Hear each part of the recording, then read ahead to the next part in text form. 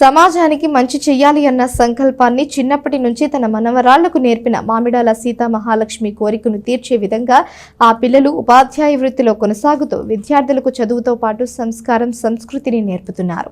తమ బామ్మ మాటను నెరవేర్చిన వారు ఇంజనీరింగ్ చదివే విద్యార్థులకు సహాయాన్ని అందించే విధంగా 50,000 రూపాయలను బ్రాహ్మణ పరిషత్ ద్వారా వారికి అందజేశారు. తెనాలి నందులపేటకు చెందిన స్వర్గీయ మామిడాల సీతా మహాలక్ష్మికి ముగ్గురు మనమరాళ్లు. ముగ్గురికి చదువుతో పాటు సంస్కారం, మన సంస్కృతి సంప్రదాయాలు నేర్పింది. ముగ్గురు టీచర్ వృత్తిలో స్థిరపడి సమాజానికి మంచి చదువుతో భావితరాలను తీర్చిదిద్దాలని కోరింది. ఆ బామ్మ కోరిక నెరవేరింది. ముగ్గురు మనమరాళ్లు టీచర్ వృత్తిలో స్థిరపడ్డారు. వారే మామిడాల వెంకట శివ నీలిమ, మామిడాల వెంకట శివ నివేదిత, మామిడాల వెంకట శివ నిశాంతి. ఈ ముగ్గురు టీచర్సు బామ్మ జ్ఞాపకార్థం 50,000 రూపాయల నగదును ఈ రోజున బ్రాహ్మణ సంఘ నాయకుల చేతుల మీదుగా ఆర్థికంగా వెనుకబడిన ఇంజనీరింగ్ విద్యార్థులకు పంపిణీ చేశారు. ఈ సందర్భంగా మామిడాల వెంకట శివ నివేదిత మాట్లాడుతూ, ఆర్థిక ఇబ్బందుల వల్ల ఎవరూ చదువు ఆపకూడదు అనే సంకల్పంతో బామ్మ స్ఫూర్తిగా ఆమె జ్ఞాపకార్థం ఈ స్కాలర్షిప్స్ ఇచ్చినట్లు తెలిపారు.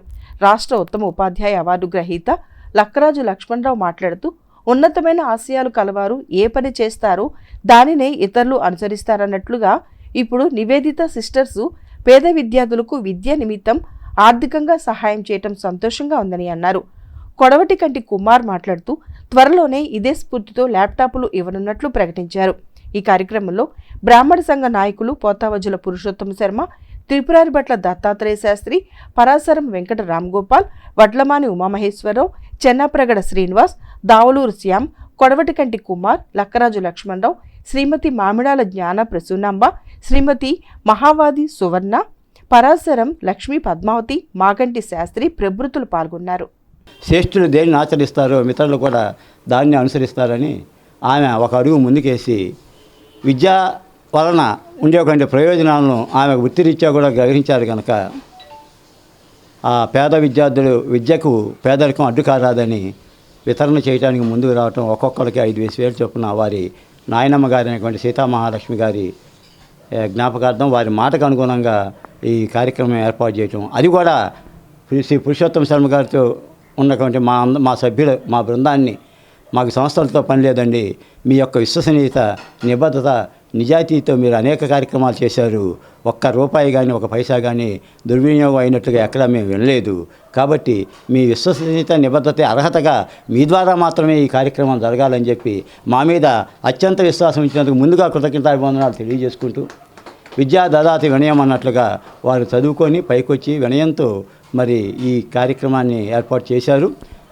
దీనివల్ల విద్య వల్ల చదువుకొని సమాజం స్థాపనకు లేదా పౌర సమాజంలో ఒక గౌరవప్రదంగా బతకడానికి విద్యాధనం సర్వధనం ప్రధానం అన్నట్లుగా ఆ విద్యార్థులు గ్రహించి ఈ వితరణను ఉపయోగించుకొని మంచి పౌరులుగా తయారై మరి సోదరి నివేదిత గారి యొక్క ఆశయానికి, సీతామహాలక్ష్మి గారి ఆశయాలకు అనుగుణంగా వ్యవహరిస్తారని ఆశిస్తూ, ఈ విధంగా పేద బ్రాహ్మణులకు సహాయం చేయడం అనేది ఎంతో గొప్ప విషయం అండి. ఇటువంటివి ఇంకా ముందు ఇంకా జరగాలని చెప్పేసి కోరుకుంటున్నాము.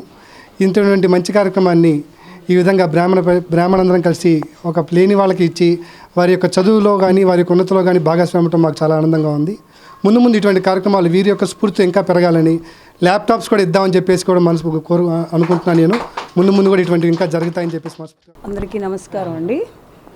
బ్రాహ్మణ సేవా సమితి తరఫున నేను వాళ్ళ చేసిన ప్రోగ్రామ్స్ చాలా కూడా గమనించాను.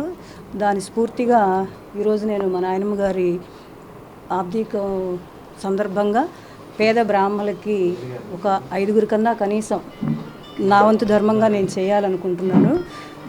అంటే విద్య అనేది ప్రతి మనిషికి ఒక ఉద్యోగం సంపాదించడమే అనే కాదు, ఒక జ్ఞానం అనేది సముపార్జన కోసం ప్రథమ మెట్టు అయి ఉంటుంది. మా నాయనమ్మ గారు కూడా అట్లాగే మాకు బాగా చదివించారు. మేము ప్రస్తుతం అందరం కూడా మంచి